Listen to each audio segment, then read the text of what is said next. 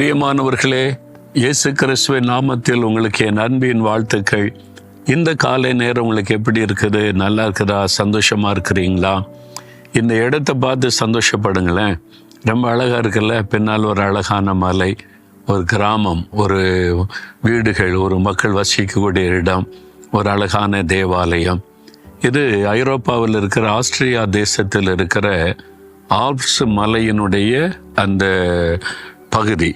இந்த ஆல்ப்ஸ் மலை அடிவாரத்தில் இந்த மாதிரி நிறைய ஊர்கள் இருக்கிறது. ஒவ்வொரு ஊருக்கும் ஒரு தேவாலயம் அப்படி இருக்கிறதை பார்க்க முடிகிறது. இது பாருங்க, ரொம்ப அருமையான ஒரு செழிப்பான ஒரு இடம் இது. இங்கே இருக்கிற மக்கள் ஆசீர்வதிக்கப்பட்டவர்கள் தான். ஆனால் இயேசுவை அறிந்து கொள்ளணும் முழுமையாக.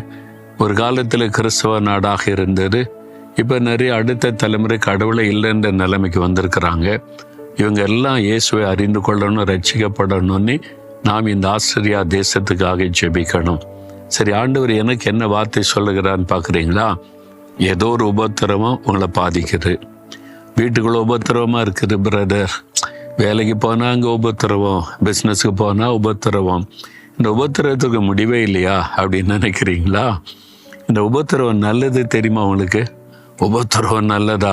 ஆமாம், வசனத்தில் என்ன சொல்லி பக்தன் சொல்லுகிறார், 119 சங்கீதம் 71 வசனத்தில், நான் உபத்திரவப்பட்டது எனக்கு நல்லது, அதனால் உமது பிரமாணங்களை கற்றுக்கொள்கிறேன். நான் உபத்திரவப்பட்டது நல்லதுன்னு சொல்லுகிறார். அதனால உம்முடைய பிரமாணங்களை கற்றுக்கொள்கிறேன். அப்போ உபத்திரவம் நல்லது தானே?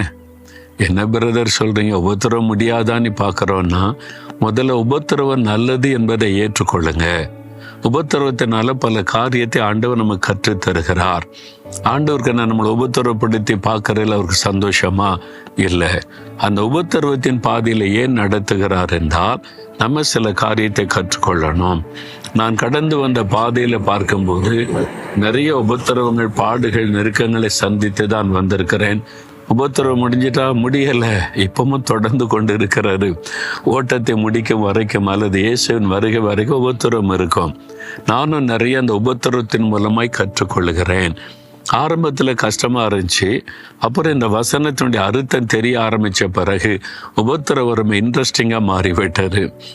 என்ன காரியத்தை கற்றுக்கொள்கிறோன்னா, உபத்திரவத்தின் மூலம் நாம் என்ன கற்றுக்கொள்கிறோம் தெரியுமா? உபத்திரவப்படுகிற பாக்கியவான்கள், அவர்கள் ஆறுதல் அடைவார்கள் சொல்லுகிறார்.